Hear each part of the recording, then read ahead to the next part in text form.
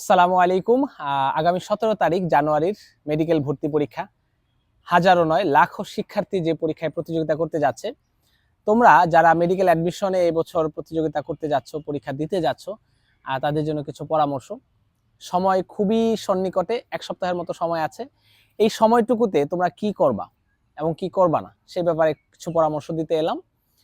তো এই যে 1 সপ্তাহ আছে, সেই 1 সপ্তাহে আমার কোনোভাবেই আমি যে পড়াটুকু পড়ি নাই সেগুলোকে নতুন করে পড়তে যাওয়া এটা বুদ্ধিমানের কাজ হবে না। আমি যেহেতু ইংরেজি এবং সাধারণ জ্ঞান নিয়ে কাজ করি, সেই জায়গা থেকে বলতে পারি দুশ্চিন্তার একটা নাম হলো জিকে ইংলিশ। তো এই জিকে ইংলিশে শেষ মুহূর্তে কি করবা? শেষ মুহূর্তে কথা হলো মেডিকেল, বিসিএস, ঢাকা বিশ্ববিদ্যালয়ের প্রশ্ন ব্যাংকগুলো সলভ করতে হবে।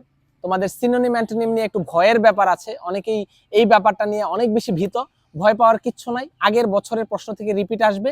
যেটুকু পড়েছ সেটুকু জাস্ট মনে রাখার চেষ্টা করো। নতুন করে পড়তে যাওয়া এবং এটা নিয়ে দুশ্চিন্তা করে আসলে কোনো একটা লাভ হবে না। আর দ্বিতীয়ত, ইংরেজির একটি নতুন সংযোজন, সাধারণ জ্ঞান একটি নতুন সংযোজন হলো আন্তর্জাতিক। তো আন্তর্জাতিক তুমিও যেমন পড়নি, সারা বাংলাদেশের যারা মেডিকেল ভর্তি পরীক্ষা দিতে যাচ্ছে তাদের সবারই একই অবস্থা। যে ফার্স্ট হবে এবং যে টপ 10-এ থাকবে সেও কিন্তু আন্তর্জাতিক নিয়ে দুশ্চিন্তায় আছে। তো আগের বছরের বিসিএস এবং ঢাকা বিশ্ববিদ্যালয় এবং মেডিকেলে আসা প্রশ্নগুলো একটু দেখে যাও। সাম্প্রতিক যে টপিকগুলো আছে জিকের জন্য সেগুলো একটু পড়ে যাও। তো এইটুকু আশা করি যথেষ্ট হবে ইনশাল্লাহ। আর জিকে ইংরেজির 25 নম্বরে যে ভালো করতে পারবে সে কিন্তু ভর্তি পরীক্ষার দৌড়ে এগিয়ে থাকবে। সবার জন্য অনেক অনেক শুভকামনা, অনেক অনেক দোয়া। আল্লাহ হাফেজ। আসসালামু আলাইকুম ওয়া রাহমাতুল্লাহি ওয়া বারাকাতুহু।